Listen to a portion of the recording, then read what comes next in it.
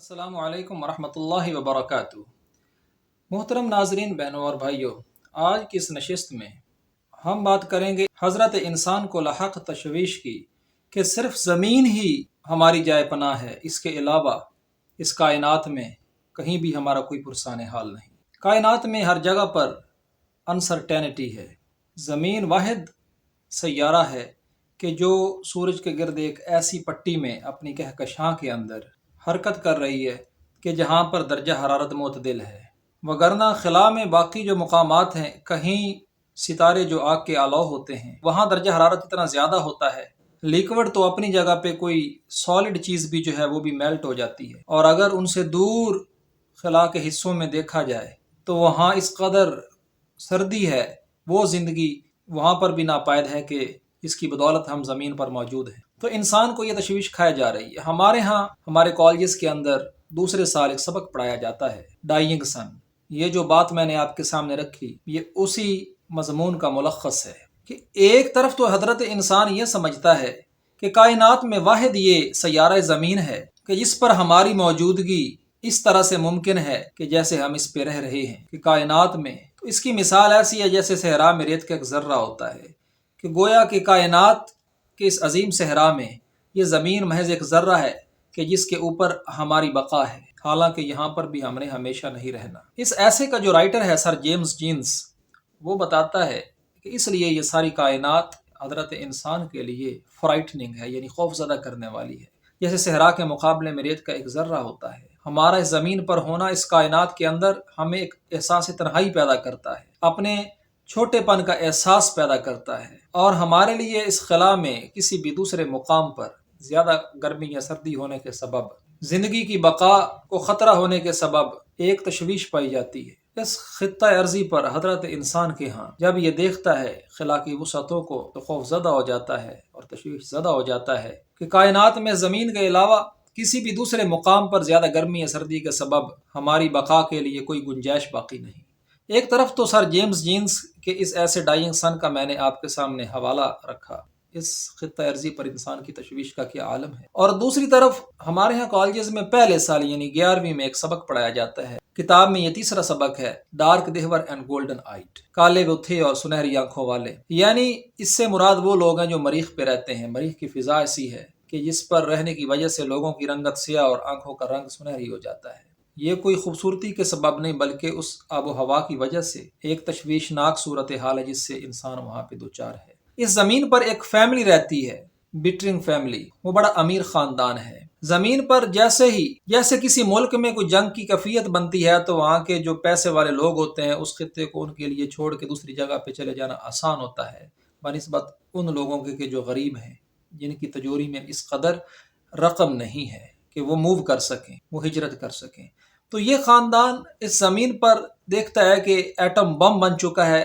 حضرت انسان نے ایٹم بم بنا لیا ہے، اور جس کی وجہ سے ایک غیر یقینی صورتحال بن چکی ہے، اور انسان بنیادی طور پہ یہ ایک سائنٹیفک فکشن ہے، یعنی مستقبل کی پیش بینی کرنے کے لیے کہ انسان ترقی کر کے کہاں تک پہنچ جائے گا، کہ جس میں مستقبل میں انسانی ترقی کے سبب انسان کی خلا میں مریخ تک کو تسخیر کر لینے کی بات ہے، اور کیسے انسان اس زمین پر اپنے آپ کو ایٹم بم کی وجہ سے غیر محفوظ تصور کرتے ہوئے یہاں سے مائیگریٹ کرے گا۔ تو یہ خاندان چونکہ مالدار ہے تو زمین پر ایٹم بم کے خطرات لاحق ہیں، ایک بے یقینی اور غیر یقینی صورتحال ہے، تو یہ زمین غیر محفوظ ہے، اس لیے وہ ایک راکٹ کے ذریعے سے اپنے مال کے بل بوتے یہاں سے مریخ کی طرف سفر کر جاتا ہے، اور جب مریخ پہ پہنچتا ہے تو خبر ملتی ہے کہ زمین پہ ایٹم بم پھٹ گیا ہے، جس سے انہیں لگتا ہے کہ وہ محفوظ ہیں۔ اکثر جب یہ سبق میں پڑھاتا ہوں تو شروع میں اس کا جو مرکزی خیال ہے اس کے لیے میں یہ شعر پڑھ دیتا ہوں کہ دنیا سے گھبرا کے کہتے تھے کہ مر جائیں گے، مر کے بھی چین نہ پایا تو کدھر جائیں گے۔ وہاں پر اس خاندان کی حالت کچھ ایسی ہو جاتی ہے کہ دنیا سے گھبرا کے کہتے تھے کہ مر جائیں گے، مر کے بھی چین نہ پایا تو کدھر جائیں گے۔ شیکسپیئر کے ایک ڈرامے کو پڑھتے ہوئے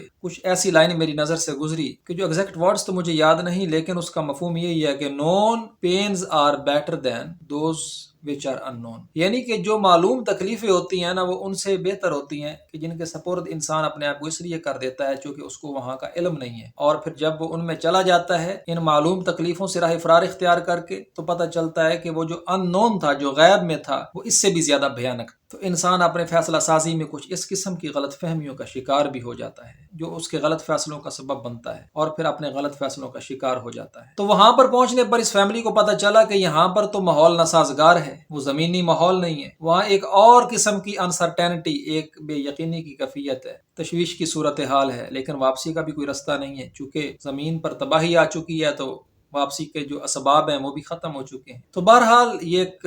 لمبی کہانی ہے، اس میں حوالہ دینے کا میرا صرف اتنا مقصد تھا کہ ایک وہ ڈائنگ سن جس میں حضرت انسان کی اس تشویش کا اظہار کیا گیا ہے، اتنی بڑی کائنات میں صرف خطہ ارضی، یہ زمین ہی وہ جگہ ہے کہ جہاں پر ہماری بقا ہے، اس کے علاوہ کائنات کے کسی دوسرے حصے میں ہمارے لیے رہنے کے لیے کوئی گنجائش نہیں ہے، کیونکہ وہاں پر زندگی کے لیے جو لازمی شرط ہے مناسب درجہ حرارت، جو ہماری زمین پر ہمارے بقا کے لیے پایا جاتا ہے، خلا میں دوسری جگہوں پر نہیں پایا جاتا۔ جبکہ اس کہانی میں کہ جو پہلے سال پڑھائی جاتی ہے، تیسرا سبق ہے یہ ڈارک دے ور گولڈن آئی، کالے وہ تھے اور سنہری آنکھوں والے، اس میں حضرت انسان کو زمین پر رہتے ہوئے تشویش ہے کہ جو مالدار خاندان ہے، ایٹم بم یہ کس نے بنایا ہے؟ یہ انسان کی کوشش کا نتیجہ ہے۔ انسان نے اپنے لیے تباہی کے ایسے اسباب پیدا کر لیے ہیں کہ جس جگہ کو اللہ تعالیٰ نے اس کے لیے محفوظ بنایا تھا، اس کے لیے دارالآزمائش بنایا تھا کہ یہاں اس کی آزمائش ہوگی۔ اللہ نے جب حضرت انسان کو اس دنیا میں بھیجا، جب ہمارے ماں باپ حضرت آدم علیہ الصلوۃ والسلام اور ہماری ماں حضرت حوا علیہ الصلوۃ والسلام کو اس دنیا میں بھیجا، تو اللہ تبارک و تعالیٰ نے انسان کو یہ ہدایت بھی کی تھی کہ اما یاتینکم منی ھدی،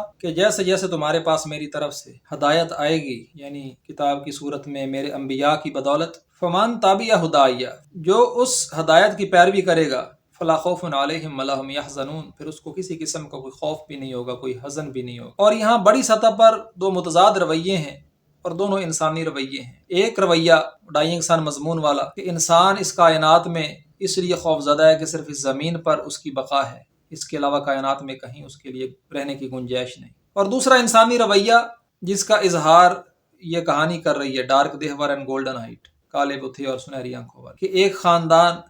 وہ اس زمین کو اپنے لیے جائے پناہ نہیں سمجھتا، یہاں کے انسان کے پیدا کردہ خطرناک اسباب کے نتیجے میں اپنے لیے اسی میں خیر سمجھتا ہے کہ وہ یہاں سے مریخ پر جا کر جائے پناہ بنائے۔ تو ناظرین یہ کتنا عجیب و غریب تضاد ہے۔ ناظرین اب ہم آتے ہیں اپنے پوائنٹ کی طرف۔ انڈیا کا جو چندریان مشن کامیاب ہوا ہے، اس کا بڑا چرچا ہے، اور خود ہمارے ملک کے اندر بھی کمپیریٹیو انالیسس کے ذریعے سے ہمارے ولاگرز بھی اپنے دیں کوشش کر کے ہمارے اداروں کو اور اپنی قوم کو، اپنی ریاست کو جگانے کی کوشش میں لگے ہوئے ہیں۔ میں نہیں سمجھتا یہ امریکہ، رشیا اور چائنا کا کوئی خلائی مشن ہو، یا پھر انڈیا کا یہ چندریان مشن ہو جس کی کامیابی کا آج ڈنکا بج رہا ہے۔ کہا جا رہا ہے کہ انڈیا چاند پر قدم رکھنے والی چوتھی قوت ہے، اور پھر چاند کے قطب پر پہنچنے والی پہلی قوت ہے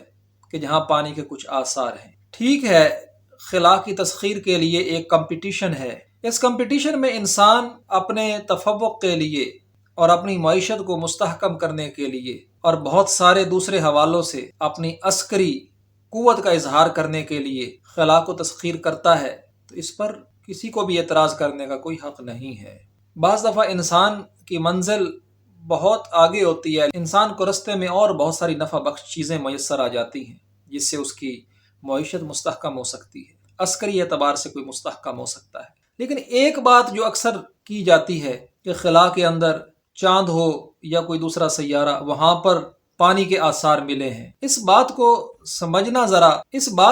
سمجھنے کی میں کوشش کرتا ہوں، اور خاصی حیرت ہوتی ہے کہ آخر ہمیں چاند پر ہی پانی کی تلاش کیوں کر ہے؟ کیا زمین پر پانی نہیں پایا جاتا، یا مستقبل میں زمین پر پانی ختم ہو جائے گا؟ حالانکہ اللہ تبارک و تعالیٰ نے انسان کو تخلیق فرمایا ہے اور اس کے ساتھ ہی تمام اسباب بھی پیدا فرما دیے۔ ہر ذی شعور، چاہے وہ مذہب کا طالب علم ہے، چاہے وہ سائنس کا طالب علم ہے، وہ اس حقیقت سے بخوبی واقف ہے کہ انسان کس قدر مشکل مراحل سے گزر کے اس دنیا میں آتا ہے، اور پھر کس طرح تدریج کے ساتھ ایک انتہا پہ پہنچتا ہے، اور پھر اس کے بعد زوال کا شکار ہو جاتا ہے، یہاں تک کہ اسی زمین کی مٹی میں مل جاتا ہے۔ اگر تو انسان کو لگتا ہے کہ اس زمین پر اس کی بقا نہیں ہے، یعنی اس نے ہمیشہ زندہ نہیں رہنا بلکہ اس پر موت وارد ہو جانی ہے، اور شاید کسی دوسری جگہ پر جا کے وہ بچ سکتا ہے، تو اس کے لیے اللہ مالک الملک کا یہ پیغام ہے، یدرککم الموت ولو کنتم فی بروج مشیدہ۔ انسان جب اپنے گرد کوئی مضبوط قلعہ بنا کے اس میں چھپ کے بیٹھ جاتا ہے، موت تو انسان کو وہاں پر بھی آ کے دبوچ لیتی ہے۔ ہمارے ہاں جتنی بھی دوائیں دی جاتی ہیں وہ مرضوں کے لیے ہوتی ہیں، وگرنہ جس کا آخری وقت آ چکا ہے اس کے لیے کوئی بھی دوا نہیں ہوتی۔ اس کے لیے تو ہمارے پڑھے لکھے جو ڈاکٹرز ہیں ان کے پاس بھی ایک ہی مشورہ ہوتا ہے دینے کے لیے کہ آپ جتنا ہو سکے اس کو لے جائیں اور اس کی خدمت کر لیں۔ تو رہی بات موت سے تو کوئی بھاگ نہیں سکتا اور نہ ہی اس کے لیے کوئی دوائی ہے۔ البتہ جتنی زندگی انسان کو میسر ہے اس کے لیے اس کو پیدا کرنے والے نے اس کے لیے یہیں پر رزق کے تمام اسباب مہیا فرما دیے ہیں۔ اکثر بعض کمزور ذہنوں میں یہ سوال پیدا ہوتا ہے کہ اللہ تعالیٰ نے تو فرمایا کہ وَمَا مِن دَابَّةٍ إِلَّا عَلَى اللَّهِ رِزْقُهَا، کہ کوئی بھی زمین پر چلنے والا ایسا نہیں ہے کہ جس کا رزق اللہ کے ذمے نہ ہو، یعنی اللہ نے سب کے رزق کا ذمہ لیا ہے، اور پھر بھی لوگ بھوک سے مر رہے ہیں، پھر بھی لوگ خودکشیاں کر رہے ہیں۔ تو یہ سوچنے کی بات ہے۔ تو اس کا بڑا آسان جواب ہے کہ یہ جتنا انسانی زندگیوں کا نقصان ہوتا ہے یا لوگ بھوک سے افلاس سے مرتے ہیں، اس کا سبب اللہ مالک الملک کا فیصلہ نہیں ہے بلکہ انسان کی اپنی پیدا کردہ ان ایکویلٹی، عدم مساوات ہے، اسباب کی غیر مساویانہ تقسیم ہے۔ اگر انسان صرف اس لیے خلا میں دوسری جگہوں پر پانی کی تلاش کر رہا ہے کہ شاید یہاں پر پانی جو سب سے وافر پایا جاتا ہے کبھی وہ بھی ختم ہو جائے گا، کوئی شک نہیں کہ انسانی زندگی کی جو بقا ہے وہ پانی پر ہے۔ ایسے انسان کو سمجھنا چاہیے a bird in hand is worth two in bush، کہ وہ نعمت جو تمہارے پاس ہے اس کی قدر کرو، وہ اس سے کہیں زیادہ بڑھ کے ہے کہ جو تمہارے پاس ہی نہیں ہے اور جس کی تمہیں تلاش ہے۔ یہ نہیں ہو سکتا کہ انسان کو جو چیز میسر ہے، یعنی یہ زمین، یہ خطہ ارضی اور اس کے اوپر جتنی اللہ تعالیٰ کی نعمتیں اور انعامات ہیں، اس کو چھوڑ کے انسان انہی چیزوں کی تلاش کے لیے نکل کھڑا اور خلا کو تسخیر کرنے لگ جائے اور دیکھے کہ چاند پر یا مریخ پر یا کسی بھی دوسری ہیونلی باڈی کے اوپر اسے یہ اسباب مل جائیں اور وہ تشویش زدہ ہو کہ اگر یہاں پر یہ اسباب ختم ہو گیا تو پھر میری بقا کدھر ہے۔ تو اس کے لیے اس کا خیال ہو کہ وہ پھر کسی دوسری جگہ پہ چلا جائے گا اس زمین کو چھوڑ کے، تو آخر وہاں بھی کب تک؟ آخر ہی انسان کو مر جانا ہے۔ اور جو کچھ اللہ تبارک و تعالیٰ نے انسان کو اس خطہ ارضی پر اسباب دیے ہیں، اسی کے اندر اللہ کے بتائے ہوئے طریقے کے مطابق تصرف کرے۔ یہ نہیں کہ اگر اللہ تعالیٰ نے اس کو اختیار دیا ہے وہ اسباب کو اپنے دامن میں سمیٹ لے اور دوسرے لوگوں کو محروم کر دے۔ یہاں لوگوں کی محرومیاں کچھ دوسرے لوگوں کی وجہ سے ہیں، یا انسان کی محرومی کا ذمہ دار بھی انسان ہے۔ نبی علیہ الصلوۃ والسلام نے فرمایا کہ خیر الاسلام ترکہ ما لا یعنی، کہ بہترین مسلمان تو وہ ہے کہ جو اس چیز کو چھوڑ دیتا ہے کہ جدھر اس کا کوئی تعلق نہیں ہوتا۔ ہمارے یہاں ہنگر اینڈ پاپولیشن ایک سبق بھی پڑھایا جاتا ہے دوسرے سال، اور اس میں پاپولیشن ایکسپلوژن، آبادی کا جو دھماکہ ہے کہ جس طرح ملٹی پلائی ہو رہی ہے، اس سے بھی حضرت انسان کو تشویش لاحق ہو رہی ہے کہ نہ جانے کیا بنے گا، یہ ریسورسز جو ہے یہ کام ہوتے چلے جائیں گے۔ اور مزے کی بات تو یہ ہے تشویش کا زیادہ شکار بھی وہ انسان ہے کہ جو پہلے سے ریسورسفل ہے اور وہ مزید کے چکر میں ہے۔ جیسے اللہ فرماتے ہیں الہاکم التکاثر حتی زرتم المقابر، کہ کثرت کی طلب نے تمہیں غفلت میں ڈال دیا یہاں تک کہ تمہاری کثرت تمہارے کام نہیں آتی اور قبر کی دیواروں کو جا دیکھتے ہو۔ یہ انسان کا صرف ایک منفی رویہ ہے۔ انسان کے اندر ایک حرص اور طمع ہے کہ جس کے نتیجے میں وہ بہت سارے اپنے دوسرے انسان بہنوں اور بھائیوں کو محروم کر دیتا ہے۔ میں اکثر سوچتا ہوں کہ جو کام ہمارے کرنے کے ہیں ہم نے ان کو فراموش کر دیا، اور جو کام خالق کے کرنے کے ہیں ان کو ہم اپنے ہاتھ میں لینے کی کوشش کرتے ہیں۔ انسان ہے نا کہ اس قدر اختیار چاہتا ہے، اگر اس کے بس میں ہو تو یہ اپنا مالک بن بیٹھے، مگر ایسے ہو نہیں سکتا۔ جیسے آبادی کو کنٹرول کرنا اور قیمتوں کو کنٹرول کرنا اللہ تبارک و تعالیٰ کا کام ہے، لیکن حضرت انسان نے یہ کام اپنے ذمے لے لیا۔ اور اللہ کی عبادت، وما خلقت الجن والانس الا لیعبدون، کہ ہم نے جن و انس کو بنایا کہ وہ عبادت کرے اللہ کی، اور جو اس کی ذمہ داری تھی اس کو اس نے فراموش کر دیا، اور وہ پیغام کہ جو اس کو بنانے والے نے اس کی طرف بھیجا قرآن کریم کی صورت میں، اس کو اس نے فراموش کر دیا۔ نبی علیہ الصلوۃ والسلام نے فرمایا کہ تم ایسی عورت سے شادی کرو کہ جو زیادہ بچے جننے والی ہو، قیامت کے دن مجھے دوسری امتوں کے مقابلے میں تمہاری کثرت پر فخر ہوگا۔ نبی علیہ الصلوۃ والسلام جو ہادی اور رہبر ہیں، جو ہم سے ہماری بھلائی کی بات کرتے ہیں، جبکہ ہمارے ہاں بچے دو ہی اچھے، اور اس کا سبب کیا ہے کہ معلوم نہیں، رہنے کے لیے زمین کم پڑ جائے، ریسورسز جو ہیں وہ کم پڑ جائیں۔ حالانکہ آبادی کو کنٹرول کرنا تو اللہ کے ذمہ ہے۔ اللہ تعالیٰ قرآن میں فرماتے ہیں جس کو چاہے بیٹے دے، جس کو چاہے بیٹیاں دے، جس کو چاہے ملے جلے بیٹے اور بیٹیاں دے، اور جس کو چاہے تو کچھ بھی نہ دے۔ بیماریاں اللہ کی طرف سے آتی ہیں، اللہ تبارک و تعالیٰ اپنی مخلوق کو سنبھال لیتے ہیں، اور جس کے نصیب میں ہوتا ہے اس کو مزید زندہ رکھتے ہیں۔ آبادی کنٹرول کرنا تو اللہ کے ذمہ ہے، انسان کے بس میں تو کچھ نہیں۔ انسان کے بس میں ہو تو انسان موت کو تسخیر کر لے، لیکن اللہ تبارک و تعالیٰ نے موت بنائی ہے نا، اور اپنا ایک نظام بنایا ہے، انسانی معاشرہ تشکیل دیا ہے کہ انسان دنیا میں آتا ہے اور پھر شباب کو پہنچتا ہے، پھر اپنے جیسوں کو افزائش کرتا ہے اور اس کے بعد دنیا سے چلا جاتا ہے۔ آبادی کو کنٹرول کرنا تو اللہ تبارک و تعالیٰ کے ہاتھ میں۔ اسی طرح مدینے میں ایک مرتبہ صحابہ کرام نبی رحمت صلی اللہ علیہ وسلم کی خدمت میں حاضر ہوئے، عرض کیا اللہ کے رسول مدینے میں قیمتیں بہت بڑھ گئی ہیں، ان کو کنٹرول فرمائیے۔ آپ نے فرمایا کہ میں کون ہوتا ہوں، اللہ مسائر، قیمتوں کو کنٹرول کرنا تو اللہ کا کام ہے۔ لیکن ہمارے ہاں ہم دیکھتے ہیں کہ جب سے انسان نے یہ کام اپنے ہاتھ میں لیا ہے تو مارکیٹ کا کیا حال ہوا ہے۔ ہم نے پیرلل مارکیٹ بھی بنانے کی کوشش کی ہے کہ غریب لوگوں کو فائدہ ہو، لیکن اس سے قیمتیں تو کم ہو گئی لیکن معیار پہ فرق پڑ گیا۔ وہ تو ویسے بھی بازار کے اندر آپ کسی بھی چیز کو دیکھتے ہیں تو اس کی کئی ورائٹیز ہوتی ہیں، ایک کی قیمت زیادہ ہوتی ہے، دوسری کی قیمت کم ہوتی ہے۔ چاہے وہ آپ سبزی لے لیں، کوئی پھل لے لیں، کوئی الیکٹرانکس کی یا الیکٹرک کی چیز لے لیں، جتنا گڑ اتنا میٹھا ہوتا ہے۔ تو اس کے پیچھے کیا بات پوشیدہ تھی؟ جو لوگ اکنامکس کو جانتے ہیں، پرنسپلز آف اکنامکس کو جانتے ہیں کہ یہ مارکیٹ کی فورسز ہوتی ہیں، ڈیمانڈ اینڈ سپلائی کی فورسز ہوتی ہیں کہ جس سے قیمتیں کنٹرول ہوتی ہیں۔ ایک آدمی ایک چیز مارکیٹ میں لے کے بیٹھتا ہے، وہ کتنے عرصے تک مونوپلی کر لے گا؟ اگر صرف وہی آدمی اس چیز کو لے کے بیٹھا ہوا ہے تو پھر تو قیمت کو کنٹرول کرنا چہ معنی دارت، پھر تو یہ ریاست کے بس کی بات بھی نہیں ہے۔ لیکن اگر دوسرے آدمی کا ہاتھ پڑ جاتا ہے اسی چیز کو، ایک دوسرا آدمی بھی اسی چیز کو لا کے مارکیٹ میں بیچنا شروع کر دیتا ہے، تو صاف ظاہر ہے کہ جو پہلے لے کے بیٹھا ہوا ہے وہ بھی اپنی قیمت کم کر دے گا، اپنے گاہک کو خراب نہیں کرے گا۔ اس طرح ہمارے ہم دیکھتے ہیں کہ ایک ایک چیز کی پوری مارکیٹ ہے۔ جب کمپٹیشن بڑھتا ہے خود بخود قیمتیں نیچے آ جاتی ہیں۔ اس حد تک لوگ اتحاد نہیں کر سکتے یا زیادہ عرصے تک لوگ متحد نہیں ہو سکتے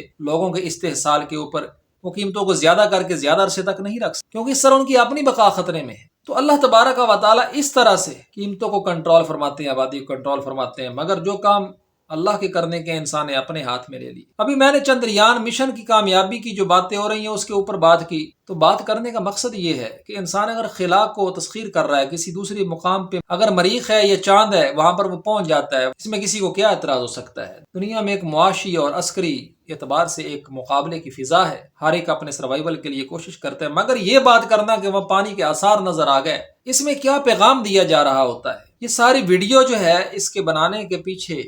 یہی ایک بات ہے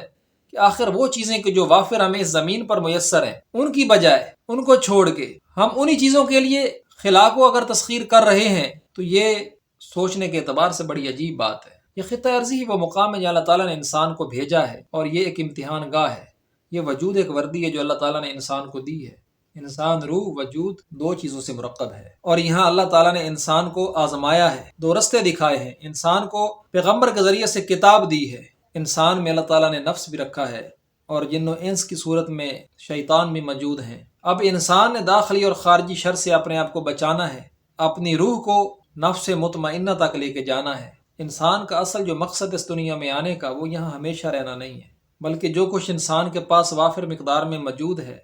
اسی میں انسان مساوات سے کام لے اور اپنے جیسے دوسرے انسانوں کے ساتھ ایثار کا سلوک کرے، لالچ کو اپنے قریب نہ آنے دے، اور اللہ تبارک و تعالیٰ کی عبادت جو دراصل اللہ کی اطاعت ہے۔ انسان چاند گاڑی کو اڑائے اور جائے خلا میں، مگر زمین پر اپنی حقیقت کو فراموش نہ کرے، اس کے قدم زمین پہ رہنے چاہیے۔ جو کچھ اللہ تعالیٰ نے اسے دیا ہے اس میں ناجائز تصرف نہ کرے تو بے حساب اسباب ہیں، جو اس کے کرنے کے کام ہے وہ کرے، اور جس کے مالک کے کرنے کا کام ہے اس کے بارے میں فکر مند نہ ہو، اس کے لیے اس پر توکل کرے، اپنے آپ کو اس کے سپرد کر دے۔ صحیح اور سچی بات تو یہی ہے، اس کی بقا اسی میں ہے کہ اس کے قدم زمین پر رہیں، بس یہ اپنے بنانے والے کے بتائے ہوئے طریقے کے مطابق اس زمین پر رہے، تو پھر اس کو دنیا کی سب سے بڑی دولت میسر آ جائے گی، جس کو کہتے ہیں سکون اور اطمینان۔ اللہ تبارک و تعالیٰ سے انسان کا جو تعلق ہے اس کا کوئی نعم البدل نہیں ہے، اس کا کوئی ثانی نہیں ہے۔ انسان کی سب سے بڑی دولت یہی تعلق ہے، اور پھر اس کے نتیجے میں جو انسان کے اوپر، انسان کے روح پر اور اس کے دل پر جو سکون اور اطمینان آتا ہے اس سے بڑھ کے بھی کوئی دولت نہیں کہ جب انسان کا آخری وقت آئے تو فرشتہ موت اس کو اس طرح سے بلائے، یا ایتھا النفس المطمئنہ، کہ اے نفس مطمئن ارجعی الی ربک، اپنے رب کی طرف لوٹا، راضیۃ مرضیہ، وہ تجھ پہ راضی تو اس پہ راضی، فادخلی فی عبادی، میرے بندوں میں آ جا، وادخلی جنتی، میری جنت میں آ جا۔ تو یہ ہے انسان کی کامیابی۔ آج کے لیے بس اتنا ہی، انشاءاللہ کل دوبارہ ملاقات ہوگی۔ السلام علیکم ورحمۃ اللہ وبرکاتہ۔